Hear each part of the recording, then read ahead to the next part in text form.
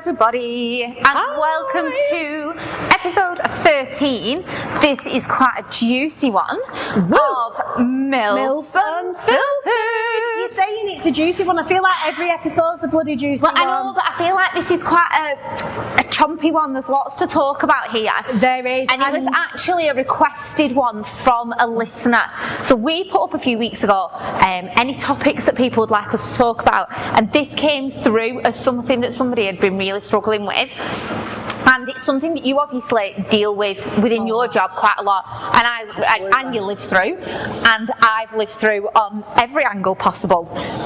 So we are talking all things body dysmorphia and kind of the dark side of chasing that dream body and what healthy looks like, and how what we see in a mirror is different to what everybody else sees. And I think, so body dysmorphia, the dark side of chasing your dream body. Now, I think we just go straight into it, you know. So, or first, shall we tell them how life's been? We normally talk about our life. How is Emily's life going? Just chaotic and busy. There's so much at once. But it's all good. It's all good. It's chaotic, busy, but good.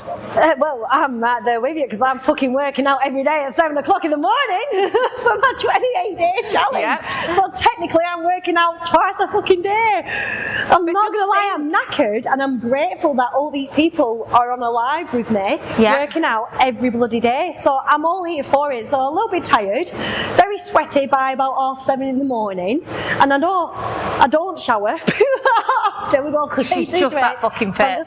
So that's just how I roll. Yeah. So I'm sorry to everyone who's at the gym and probably smell me. Sorry to every parent that also has to smell her as she walks past them dropping the kids off. But, babe, I am not doing a workout getting all sweaty, then having a shower and then going to the gym to sweat again. To be fair, just tie your hair up and put a hat on. But absolutely. But apart from that, life is good. Busy, but very, very good. And I've only doubled my fucking following. Woohoo! Like, girl, smashing it! I literally, on one of the episodes, only a couple of episodes back, and I was saying how, I'm posting every day. Yeah. Is it being seen? Yes. Am I growing? No, but I'm staying consistent. That consistency, isn't it amazing what fucking consistency can do? Because it's looking like a tree. And do you know what though? When I was saying I'm getting up at 5 o'clock, I'm going to be getting up at 5. It'll give me get all my admin done. It'll give me time to do my content, get me time to edit it, post it.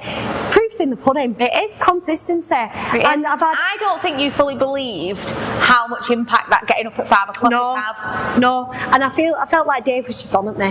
Yeah, you felt like Dave was just feeding you bullshit. To get you up out of bed, just trying to get me up and stop being a lazy bitch. Yeah. And I was like, no mate, absolute no bro. It's not happening. But honestly, I've got to say, I'm loving the 5 a.m. club. It's really making my day really productive. And because I'm doing this 28-day challenge now, it's setting me up. Like normally I'd be like, oh God, I've got to get up. Yeah. And because I've been getting up for weeks now at 5 o'clock, I'm at 7 o'clock doing a workout. Absolutely, I'll do it. I'm ready for it. You're already smoking for it. But so the goal of me personally growing my page to 100k, we're nearly halfway there, and it's only Feb. So thanks guys. So the mission, not only grow that page, but grow this bloody page. We want 10k by the end of the year. So we do. And the thing is though, we know that people are listening to it. Yeah. Because we're analytical nerds. We are analytical nerds, and we've had over 1,000 listens in the space of a few weeks. So guys, we know you're listening, so share the pod, share it on your stories. Tag us when you're listening to it, because we want to see more of you listening, and we want to go to the page. Send it to your friends, family, whoever, next door neighbour, whatever. Send it to them, get them listening, get them to realise how much fun they can have every Friday. Absolutely. So I love this episode because what I love is how people are starting to interact with the page. And when we put up question box and things, people are sending in stories, DMing us.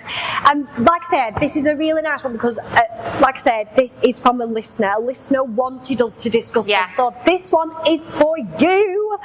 So we need to talk about today the dark side of healthy. So I'm going to be honest. For me, I genuinely thought, having been thin when I was younger and then putting on all the weight with various things, I genuinely thought that once I'd lost all this weight, life would be brilliant again and I'd feel confident again, and all it's done is create other issues. What kind of issues? So 'cause I reckon a lot of people will be able to relate to this, because there's obviously a lot of people, whether it's been how you've done it, I would nearly said something I really shouldn't, and then there'll have been people who have done it a certain other way, very quick, rejecting themselves anyway. Or however they've done it. A lot of people will have lost weight, and they are probably in the same position as you are now. So, and I think it's, for me, I thought, right, okay, once I've lost this weight, I will feel confident again, I will be happy again, I will enjoy what I see in the mirror, I'll be loving going clothes shopping again. And it's really not the case. It's really not the case. I struggle going clothes shopping, or when somebody buys something for me. Like, my mum will be a real sweetheart and she'll be like, oh, so this, I bought it for you. And I'll look at it and go, done, that's only a size 10, that's not going to fit me. It does, but in my head, I'm still at like 2022. And then there's things like, you look in a mirror and all I see is like the loose skin, and is the fact that everything's a little bit saggy. oh, bless me. And as my child likes to point out frequently, my boobs are a lot saggier than they used to be. And Not for much longer though. And I think for me, having big boobs was always something that kind of I hid behind. I hid behind having big boobs, because if I put a low cut top on, people would look at the cleavage and not look at anything else, and we were all right. And now they're like fucking crepe paper, about 4 sizes smaller and down by my freaking knees. So it's just changed the issues that I have and where my lack of confidence is to being something else. Would you say that your confidence is better or worse than from when you started? Or is it a different kind? It's a different kind. It's a different kind. I think things like doing photos or videos or being involved with things, I'm more confident at. Like, I would avoid the camera at all costs when I was big. And that's not the case now, babe. Go and get out of it. I'm all over that bitch now.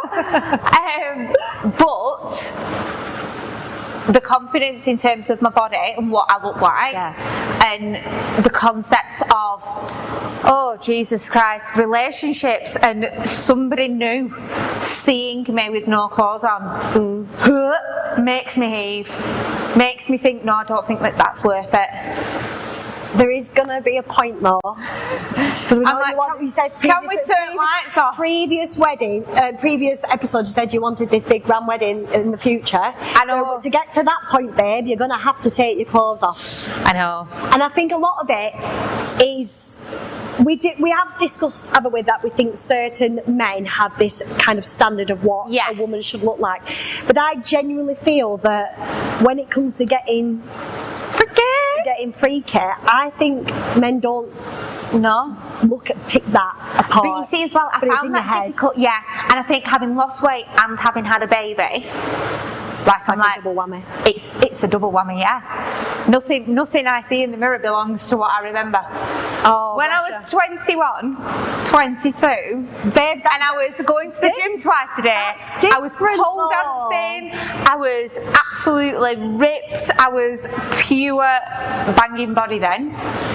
But this is the thing. And I'd have walked around in nothing. But everyone who's had children, and as you get older, that is just going to torment you. But you've got to understand that person, even when I was in my 20s, you're never going to get that. Well, you can work as much to get that, but things change, and you've got to remember that you've given life to an amazing little girl, and your body's done that. And you've got it's just that body dysmorphia kicks in, and there's days I look in the mirror and think, you still look alright, Bob. You don't. You look like a blob. Absolutely not. But you have days when you look in the mirror and you think, oh, I've not gained any muscle. But then so it goes every which way. Really, this is where people, I feel, when I talk about it, I feel like people in my position can't talk about it though, because I feel like there's people. Absolutely not. I think we should be able to talk about I it. do, but I feel like people in my position, we can't, and because it's seen as we're up ourselves, or when people have got a lot of weight to lose, or they've lost a lot of weight and the body's changed like I do, I feel like I'm being smug, or it comes across as being smug, or I don't know, I just feel I get it's normal. It is normal, and I don't think it matters. I think the idea of what a dream body is changes all the time, and therefore nobody ever knows what they need or whether they've reached that, because this month's trend is back to being skinny. Oh, dog. This month's trend is back to being toned. Now we need to look like we lift God knows how much every 30 seconds. And that always changes, which doesn't help. No. But it doesn't matter what your physique currently looks like. Everybody picks their own bodies apart, don't they? That is true. And even the people online who you follow, who you feel like have the most amazing, perfect bodies, they will still pick the bodies apart. But I do always feel like I can't fully say what certain things are stressing me out at the moment, because the probably people listening or who follow my page that think I would give my right arm to look like you, and you feel a little bit. Is selfish the right word? Not selfish, but you just feel a bit. Like people will have a view of it. I know, and sometimes I feel like if I went on my page now and saying I'm really struggling with body dysmorphia, I feel like I'm not growing muscle. I feel like I'm just gaining weight, which some people would be like, "Fuck off." Do you know what I mean? The people, I think a lot of that is around education of you are currently in the final stages of a bulk. You've been in that bulk for a little bit. You struggle with that concept of eating more because it's a long term. Exactly, and it's not only that, it's the long term of it, and it's inevitable. When you're in a bulk, you're in a calorie surplus, you, as well as building muscle, which you have to do to build muscle, you are going to gain some a little bit, But I just can't help. You do think about summertime, you're constantly in that summer where, when I look back at photos from, obviously, when I were in, on holiday and things like that, and I was so lean, and people coming up to going, "Oh, you look really good," and then it is hard to then think, when I look at, and like I said, some days I go to the gym and I'm like, and I don't look at the weight I've gained, it's not that, it is a little bit, but it's more the muscle gain. I'm like, am I doing all this and I've not built anything? I don't want to have gone through this process of having days where I feel like a flump and thinking I've not gained anything, and then when it comes to stripping it all back, then I haven't really gained much, and I'm really do you know what I mean? That's the thing. And people are probably thinking, well, I can't fucking win. I'm either going to drop the weight and feel like this. Kayla's got the physique that she's got, and she still struggles with it. So, and I think a lot of it is a mind fuck. It is, and I don't even know how. Like, we've had that conversation where I've still got some stripping back that I want to do, but I'm also really keen to build my glutes, get my muscle definition back, and you can't have it all at once. And it's, unfortunately, we're a nation of impatient humans. That is true, and we want it there and then. And I do get people who come to me and say, I want to look like you, I want the shoulders, I want this. I'm like, yeah, but you've got to understand, this is 4 years. 4 years. This is 4 years graft. And tell me, building muscle, cutting. It is a process. I'm not saying that you'll never get that, but you can't just think, in 3 months I want to be ripped and have a summer body, babe. It really doesn't work. I wish it fucking did.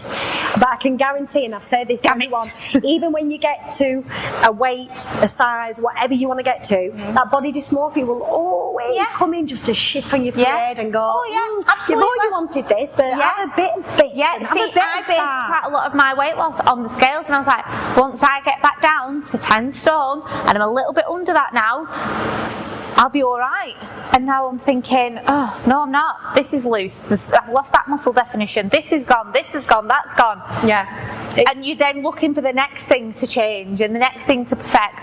And it is a dark side of it. It is a dark side of trying to find that perfect. And gaining that muscle and eating the right things, but what if you're eating too much of it? And it's a minefield. It is really, really hard, and I think the more, and this is going to be awful, but genuinely, the more you work on yourself, the more body dysmorphia is going to hit you. And sometimes people think, you'll be sat there thinking, well, is it fucking worth it to go through and I think constantly picking your body apart and it's a really, really hard one. Yeah. Because obviously you want to be better in yourselves, you want to be proud of the physique that you've got, but there's always going to be that comparison trap. You're always going to be comparing yourself to people online, people in the gym, and comparing yourself to yourself. Yeah. Comparing your body now to when you were 21, which and that's hard to do. But it's hard to be in that process to then think, well, obviously they were younger, hadn't had kids, weren't the age that we are now, and it is just it's really, really scary. And I genuinely think, like, I think the scariest part of body dysmorphia for me, and it isn't, I mean, even though the mirror does haunt me sometimes, it isn't the mirror, it's generally the voice in my head, and sometimes I feel like it's telling me the truth. And the more that you say it to yourself in your head, the more you genuinely believe it. Yeah, absolutely. It is the voices in my head that screw me over. And then I listen to people who in the nicest possible way, they'll pay me a compliment, but actually it fucks it over a little bit more. Like somebody will go, oh, you look really thin now, and I'm like, oh. See? Oh, right. This is my child. Mummy, you're like a little stick. Right. Whilst we're on this is something that really pisses me off. And people don't mean it maliciously, but my God, does my body dysmorphia. You go, oh, let's go. But this is what really, really pisses me off, right? We've all heard of fat shaming, haven't we? People all over the internet will fat shame people. Yeah. But let's talk about skinny shaming, or fitness, not even skinny shaming, fitness shaming. Yeah. As soon as people looking a bit manly now, start to prioritise their fitness, whether it's building muscle, losing weight, you will always get people fitness shaming. Yeah. I don't think you should be lifting anymore. You're looking a bit bulky. Yeah. Are you sure you need to lose some more? Are you sure you want to build any more muscle? You're looking a bit in your face. I don't think you need to lose it. You're looking a bit thin in the face. Yeah. I don't think you need to lose anymore. Sharon, what the fuck has it got to do with you? I've had. Do you not think your cheekbones stick out a bit too much? I think my cheekbones are now one of the top things I've got going on my face. But it is fitness shaming. People can't help themselves. I'll take my fucking cheekbones, thanks, Karen, babe. But then you could be in the best fucking place mentally. You could be going to that gym or looking yourself in the mirror when the body dysmorphia is not hit, and you could be thinking, do you know what? I'm looking in the mirror. I'm liking what I'm fucking seeing. My fucking delts are absolutely pumped. I'm looking good. I'm not feeling masculine. I'm feeling feminine. I'm feeling like I've built muscle. I'm looking great. Oh, Kayla, I think you're pushing it, love. I don't know. And then you think, oh shit. Like, am I wrong for thinking that? Am I wrong for thinking that? And it's the same with you. Like, you then go into the position, I'm looking good, I'm feeling amazing. Oh shit, have I lost too much weight? Yeah. Oh, I don't know. I think I have lost too much. Yeah. Look at this, look at that. And then, like you say, it's like that. It just triggers that body dysmorphia. My brother and sister for my birthday were asking me what I wanted, and I asked them to buy me a little bit of a power suit. So I don't have many clothes that fit me yet, and it's a work in progress. But with work and with my business and going to different corporate events and wedding fairs and things like that, I wanted something that gave boss bitch suit. And they bought me a beautiful bright pink Karen Millen suit, absolutely stunning. I put it on, felt incredible in it.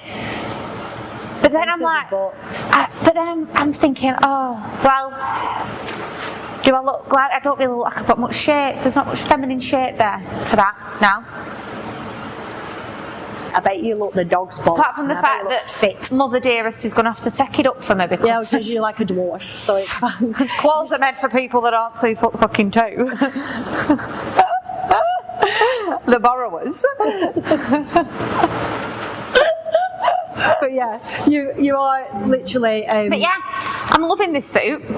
I know, and it is hard, and I feel like people are going to be listening to this podcast going, you still haven't given us the answers. No, not even that, going, you haven't given us the answers of how to deal with it and how to get rid of it. And the answer is, guys, you're never going to. You're always going to. It's about remembering, it's about trying to, I found one of the things that helps me is when I'm having those days, is having a logical 5 minutes, it doesn't need to be anything more, of thinking of the successes I've gone through. You know, 7.5 stone, there is not many people who have lost that amount of weight and managed to do it naturally and over time and through a logical method. And that's something that I've done whilst juggling multiple other things. Yeah. And you have to sit down and think, progress pictures, I mean, you're an absolute champion for progress pictures, aren't you? But even for you, thinking that you've not gained the muscle, when you look back at pictures of you 12 months ago, and then you look at where you're at now, there's a significant change. And I know David's the king. Sorry, David. David is the king for pointing them out to you, and he does, but then sometimes I'll send it to him and I go, why the fuck have I done this bulk? And he'll go, what you mean? I'm like, I've gained fuck all. And he's going, you can clearly, and sometimes even when my pictures together, do not see it, and I get that quite a lot from my clients. So before we do our progress reviews, I'm like, how do you feel like you've gone, like, have you checked your pictures? And they'll go, I don't see it. No. Well, the latest pictures that they've sent, I'll say, oh, the latest pictures you've sent are amazing. They go, don't see it. And I'm like, right, wait till your progress review and I send you beginning photos to ones down. It's only when I've done that then they go, oh my God, I'm actually buzzing. But even as sick as it is, I'll send mine before and after, and I'm still like, no, I've eaten. I've eaten a calorie support, been working my ass in the gym for fuck all. I've not even gained anything. That broccoli wasn't even worth it. Then Dave's like, you have though, you have, and it's like sometimes if it's so rooted in your head, no matter what anyone says, you just can't break out of it. It's like having positive people around you helps. Having people that will, like David, don't have the fucking fitness shamers. No, there's always someone that's going to come and whether that's family or friend or work colleague. Family's worse. I think family's worse. Like Dave has said to me plenty of times, don't get too big. I find it really unattractive. Don't do this, which sometimes is not the best thing to say to Kayla, because it's like, well, fuck that's you. Like red rags to a bowl. Absolutely fucking youch. I'm gonna come in. I want bigger biceps than you. Yeah, with an Adam's. Oh God, start calling me Mike.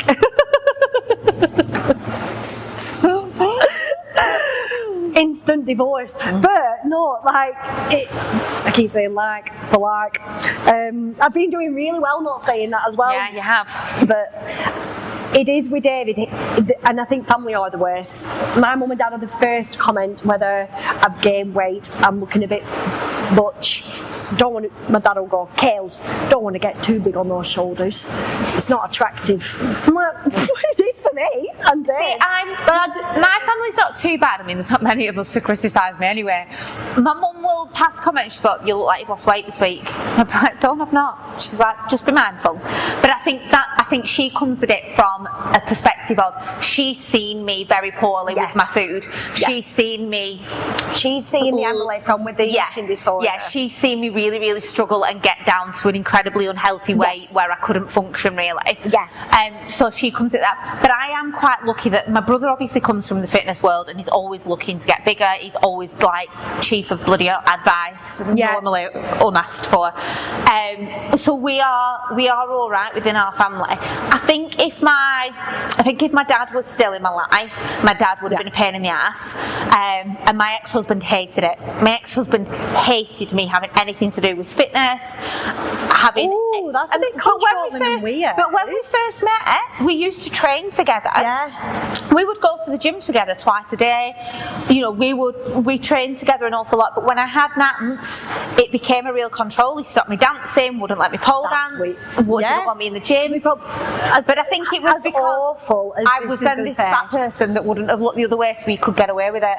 I was just about as awful as it is for him. That would have been no other guy's going to want you. You're mine. And I think for him as well, it was because you're now not going to leave this relationship because you won't feel confident enough to find someone. So I can do what I want and I'll be able to get away with it. Absolutely. Yeah. Not anymore, motherfucker! Who's laughing now, bitch? Yeah, who's laughing now, you motherfucker? But yeah, it is scary. It's a crazy really world.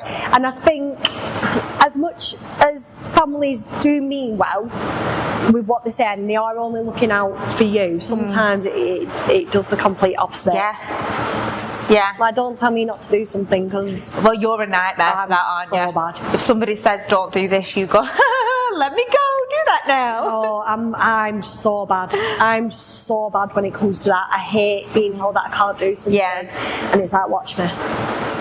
Watch me. And I'll prove you wrong. But I think it's a good thing to have, but it's also the very competitiveness in me, and I like to prove people wrong. Yeah. That's the thing I love. I love doing it. Yeah. I think we brought in our little personal stories there, didn't we? Yeah. We like to jump ahead of ourselves. Yeah, we do. So have you got any kind of relatable personal stories that you want to share with everyone? You've had... How long have you got, ladies and But gents? to be honest with you, I think we've both been at that point of when we were younger. Yeah. And I think it's the kind of culture that we grew up in, where even though it's making a comeback now, skinny was when we were growing up. Skinny was the only way. Skinny was the only way. That thigh gap, chasing that, and even I look at some which you've seen. When pictures where you look like you're going home. You look ill. Yeah. You genuinely look malnourished. And I look back now, and I remember when I used to take those photos, I just used to see that we're overweight. Yeah. And that is scary. Yeah. Well, I used to have that's that. That's how scary body dysmorphia is, because that's how it can trigger an eating disorder. Absolutely. I used to have that when we had photos or like portfolio stuff done at dance, and I used to look at my pictures and think, wow, you need to lose at least 3 stone, and I'd be like a size 10 at max. I'd be like 9.5 stone, and I'd still be thinking, right, I need to lose at least 3 stone because I don't look right, I'm too big. Wow. It's mental. Yeah. So let's think about when we were, body dysmorphia was at its most rife. What habit do you think was at the time you think's normal, but obviously at the time it wasn't?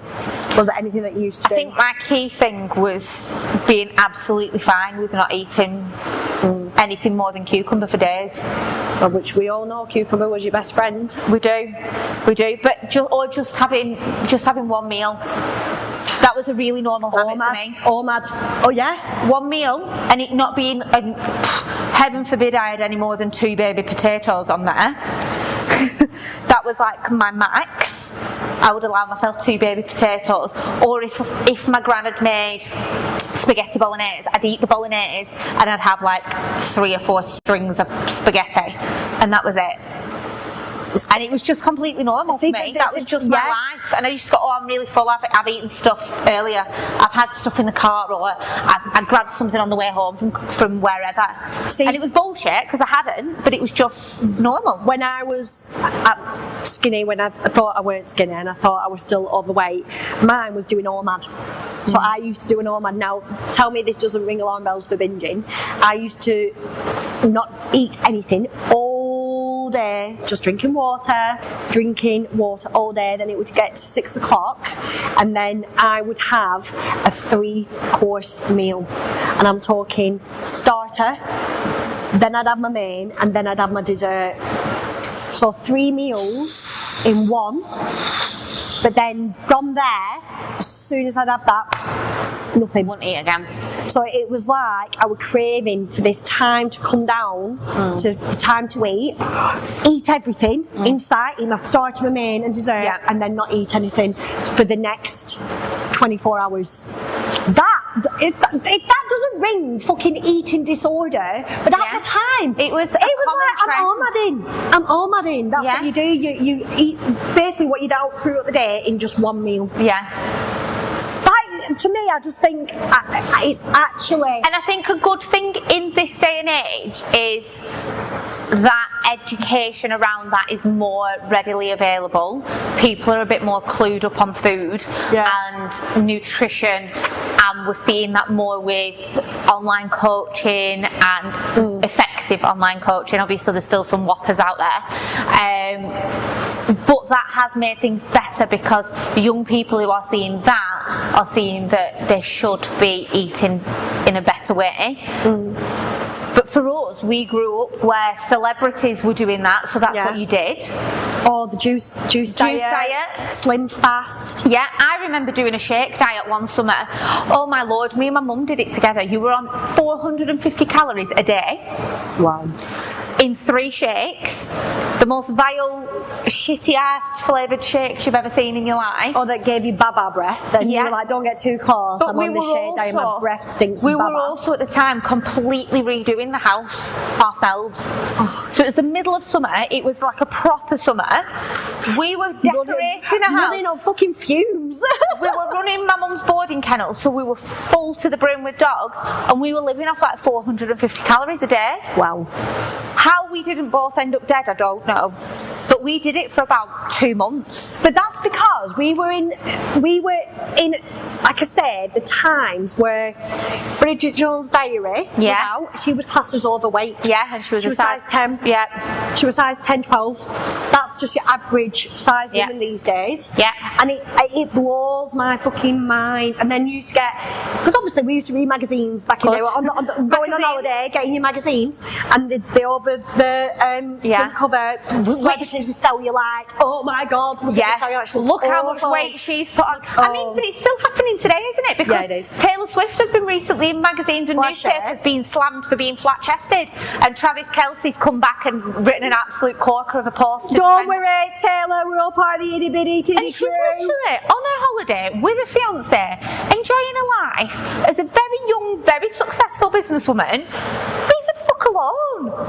Leave her the fuck alone. This is for another fucking episode, but what is it with fucking men and flat-chested women upsets society on my tits? Yeah. I'm not being funny. They love to pass comment on your boobs. It genuinely really offends people. Yeah. Not what I'm saying, not what I'm talking about, not what I'm fucking doing. The fact that you've no titties. The fact that I've got no tits really disturbs a lot of men out there. And I don't know if they're jealous because I've got better chest than them, because I've got pecs. It really, and I generally think it's these are the men who were probably breastfed till they were like 10 years old and they're fucking titty obsessed. And the fact that I think they've been breastfed till they were fucking 10. They've obviously got this obsession with tits, and as soon as they see a woman without one, it's like, no. But they're probably the same generation that grew up with like page 3 models and in the newspaper. Because why was that an alright thing to put a woman with her tits out in a newspaper for a Sunday? That blew my mind as well. That's a whole other game. That is a whole other game, but it does really annoy me, and that again triggers my body dysmorphia. Yeah. I've grown up knowing that I've never had boobs. Would I like boobs? Yes. One day, may I get them? May I not? Maybe. But I can go weeks and weeks and weeks and weeks and weeks. I'm not giving a shit about my tits. I don't care. But then, as soon as people start to mention it, I can honestly say it really, really, really does not affect me. I don't go on crying about it. I'm not bothered. No. But does that body dysmorphia? Does that body dysmorphia kick in? Yes, it does a little bit. Of course it does. Why wouldn't it? Yeah. Then I start panicking, going, shit, I can't do any more chest days because I'm genuinely starting to look like I've got a chest instead of tits. Even though I don't. Yeah. It's honestly, anyway, that's another episode for another fucking day. But do you find that that's the negative kind of things that people say? Obviously, when you are on a journey, you get compliments, don't you? Yeah. People say you look great, or you're looking really muscular, you're looking this. Has there ever been a compliment that's made it worse, your body dysmorphia?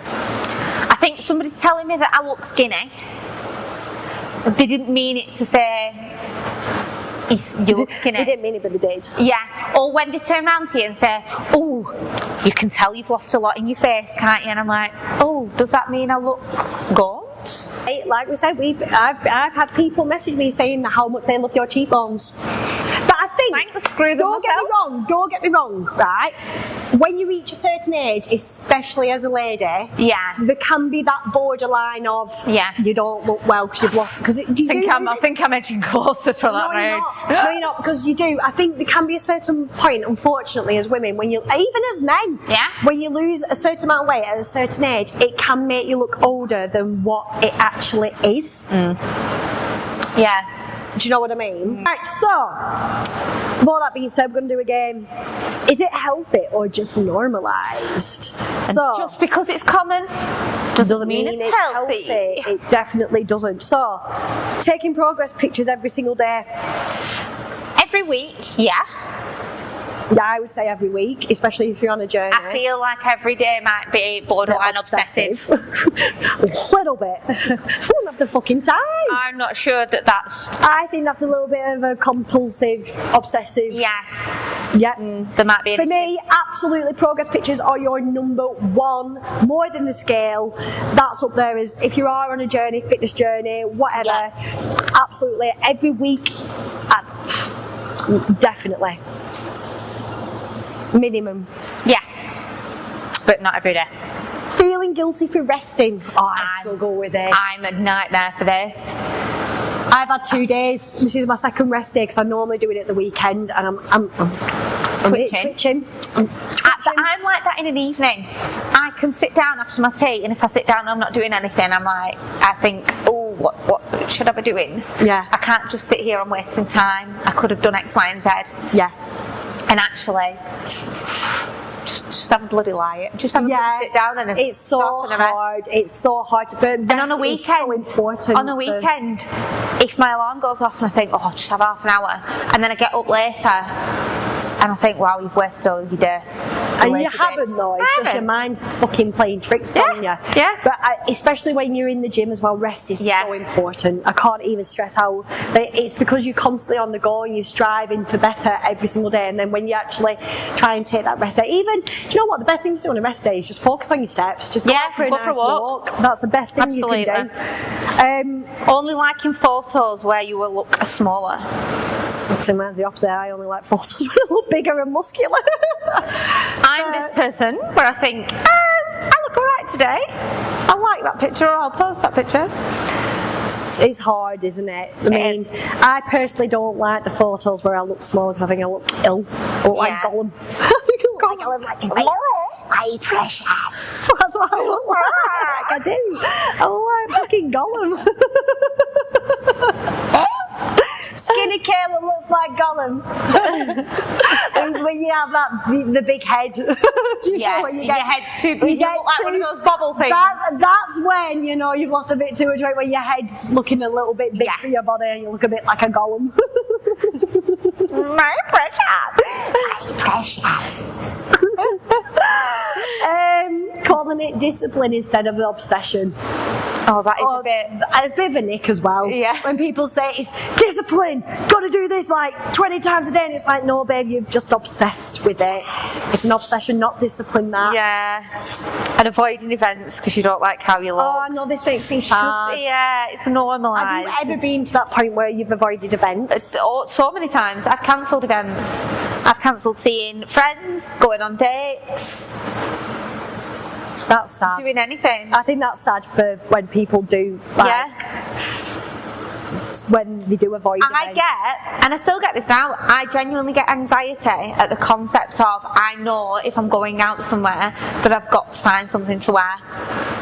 I think everyone goes through that. I mean, I've got a hen do in a few weeks, and it makes me nauseous. The anxiety of having to find an outfit and stuff.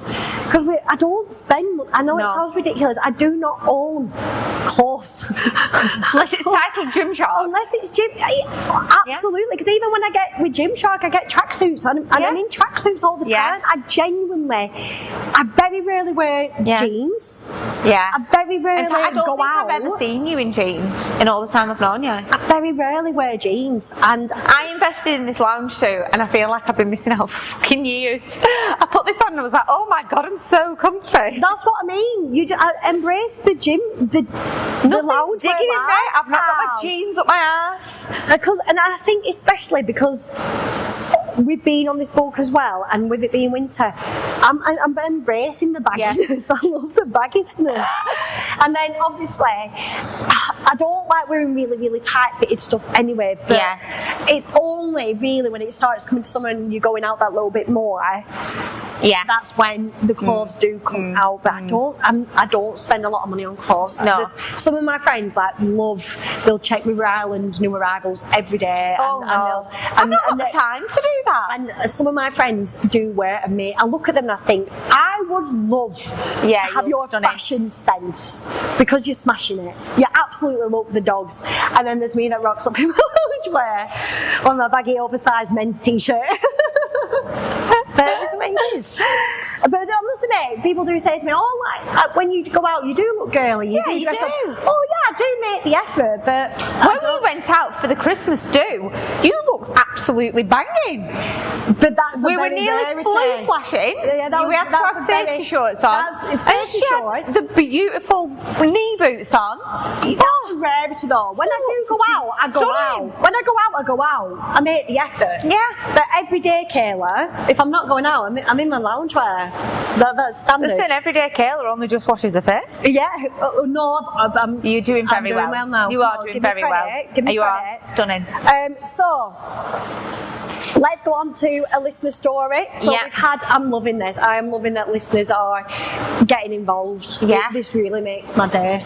It really does. So hit me with I think the first one, because I've been there as a little bit as well. Everyone told me I looked amazing. So I'd lost weight and everyone had congratulated me. People asked me how I did it, said I was glowing. What they didn't see was that I was barely eating and exercising twice a day. The compliments made it worse because I felt like I couldn't stop, and gaining weight now felt like I'd be failing everyone. So that is a tough one, because especially obviously, all I can say, getting to that point of really, it's kind of a toxic relationship that she's got with her food and her eating and exercise. Is a bit of a compulsive, obsessive disorder. But I understand the concept of feeling like you're going to fail people if you put that weight on. Yeah, but it's not only that.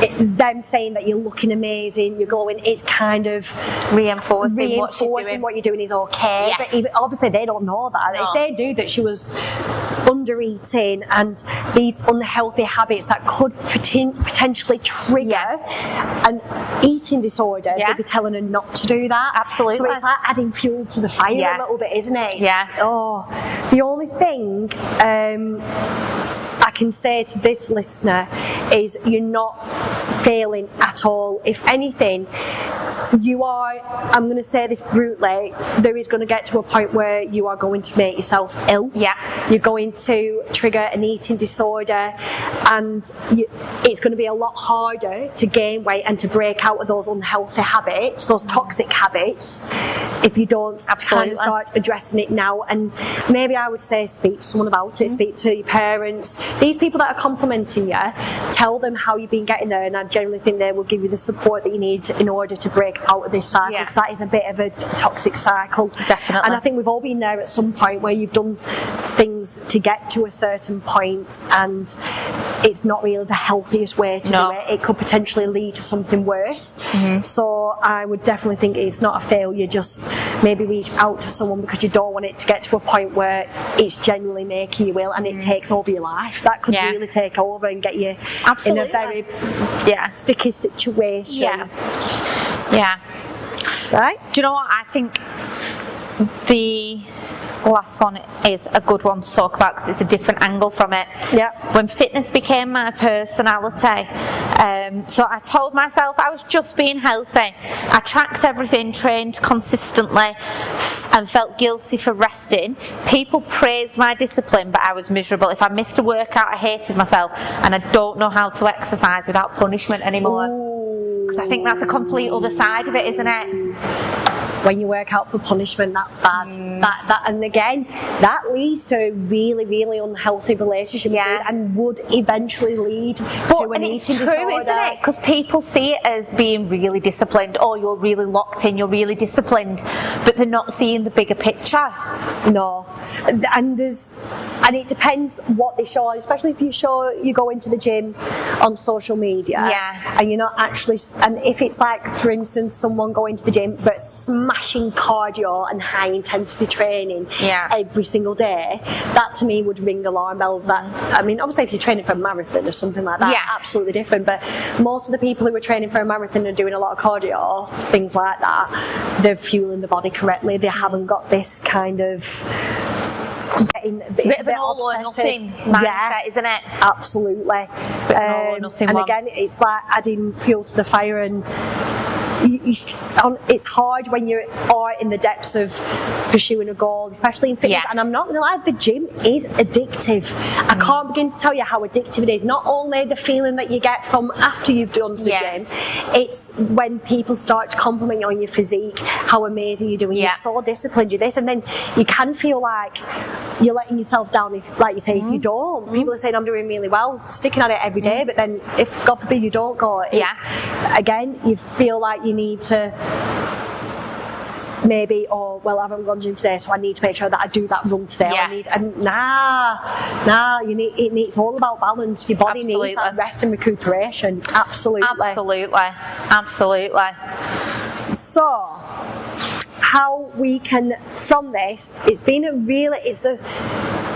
sometimes people might think it's like a double-edged sword, this, isn't it? It's like you can lose weight and you get body dysmorphia, but then if you get to a certain point and then you want to pursue going to the gym and building muscle, are you ever going to be happy? Is body dysmorphia always going to take over? And I think it's remembering that it's not your body that's the problem, it's the pressure. Absolutely. It's the pressure and it's your mind. And sometimes that's the hardest bit. It is psychologically, because what we tell ourselves becomes ingrained in what we think every day. Absolutely. It's really hard, and it's a lot of work that you need to work on yourself, not physically but mentally, and telling yourself that.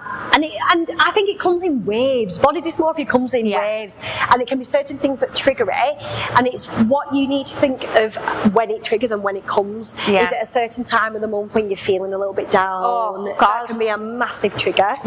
Is it going to certain places and seeing certain people? If there's a certain person that triggers body dysmorphia, maybe but it is though. Avoid them. I don't mean like friends, because obviously you can't avoid your friends, but you can if you're Emily. But what I'm saying is, if it's people that you follow online, don't follow them if it really triggers these. Do you know what somebody said to me once, and it always sticks with me? You are a culmination of the people that you spend the 5 people that you spend the most amount of time with, and I think that's a really big thing to think about, because if you are spending your time with people who are giving you compliments that aren't positive for you, or are putting you down, or are making you feel like shit, then get a new person. Get new friends. I've done it. But people think you can't. People think you can't. People think that you can only be friends with the people that you've grown up with. But like I said, we're living proof that that's not the case. That is not the case. And don't get me wrong, people grow apart. You change as you get older. Different, not that personality change, but it's different life wants, isn't it? Exactly. And different views on things. That is why I keep my circle very, very, very small. I'm lucky to be. I keep mine small. I am a ride or dies, and there's people that I do class as friends, but especially when we were growing up, we'd be that group of friends where there were like 20 of us. There were loads of us. But then it caused a lot of clicky, and it does. It does. Clicky. But I think as you get older, you get your ride or dies, and I think everyone just has their small inner circle, don't they? Of the people that uplift you, support you, give you, but not only that, you want people to not constantly bring you down, but kind of tell you how things are as well. You want people to be honest with you, don't you? Absolutely. You don't want people to sugarcoat it. Oh no, I don't want somebody to sit there and tell me what I think I want to hear. Oh no, I need reality. Truth. If I'm being a bloody wet wipe, tell me that I'm being a wet wipe. Absolutely. My mother's like that. No, but that's every now and then she'll give me sympathy when I deserve it, and then every now and then she'll go, shut the fuck up and get a grip. I know for a fact, when going out with my mates, I will, like you do, you send your pictures in, and we're all upfront and honest. Yeah. I will say to someone that you look like crap in that, don't wear that, you want to be looking smoking, don't you? And it's nice that I know if I put something in, my friends are honest with me. Yeah. They'll say, I think you need to wear this because I think it shows off your back. I think you need to wear this because it's this. I think you look better in this. And that's what you want. I know if I purposely put on a fucking awful outfit, I know for a fact my friends will go, oh yeah, that's nice, wear that. Nah, they're not your mates. No, they're not. And I always look at people on a night out and go, who were it? And this is awful. This is awful because the people have people have questionable taste, and you do you and whatever, but genuinely there's some people that go out with their friends, the mates look the fucking dogs, and she looks like she fell off a flitting. Absolutely. And I think, babe, you've got shit mates, because my mates will not let me come out like that. No. Like, even if the makeup shit or I'm like, where are your friends? Yeah. Because that's what you want. Who told you that looked good? Exactly. That's what you want in life. You want friends that not only you want them to tell you the truth, obviously, but then you also want them that they're still supporting you, even by they tell you the truth and it's maybe a negative thing that they're telling you. You want that as well. 100%. So, 100%. What the fuck of the week? Have you got one? Okay. So my what the fuck of the week isn't something that's happened, it's something that's mulling over in my brain. Oh. I'm really, really tempted for a High Rocks at the end of this year. Fucking hell. I knew you'd do that. I don't know why. I don't know where this has come from. Where is it at the end of the year? I don't know. I'm just going to find one. I'm saying the end of the year because I'm fully aware that we're in February and your gal's got a lot of training to do. But it's just mulling over in my brain and it's just not going away, Mab. It's making me physically sick. I'm not saying a joint one if you want to be a boring bitch. I might boring bitch. That's Dawn. You know, I know what you're doing. I know what you're doing.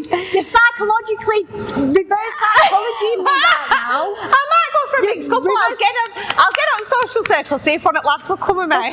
You reverse psychology me right now. And you don't want to do it with me, babe. That's fine. You know. The Kayla in me. The Kayla in me is not because you're basically saying I can't do it. I'm not saying you can't do it at all. But so if you did it with someone else and not me, absolutely not. I'd be Listen. For the faces that Casey pulled, you could go and do one.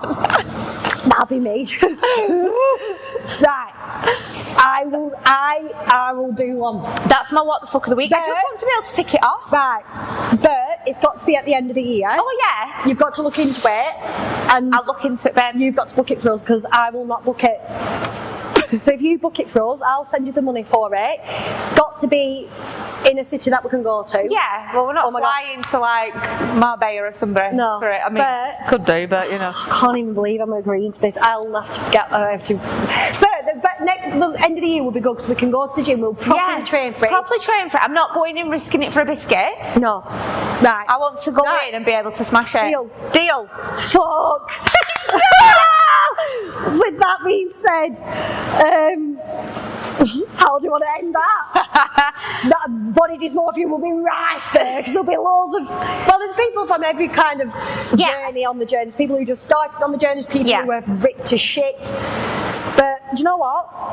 All we can say is look out for those closest to you when it comes to your body dysmorphia. Yeah, and remember, it doesn't always look like sickness. Somebody that can look mega confident. Maybe riddled with it. You know what I find? It's not just like it's men as well. Men struggle with it. Because there's a big stigma around men talking about it. There is. I think maybe we need a man on to be able to have a conversation about it in males. Yes. So if there's any man listening and you want to be on the podcast, get on this sofa because as we found out, you can sit between us. Oh, what a lovely sandwich that is!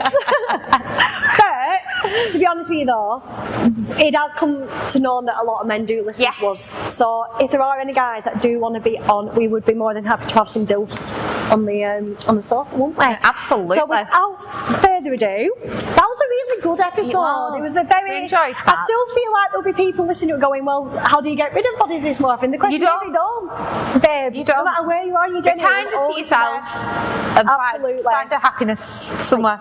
There is.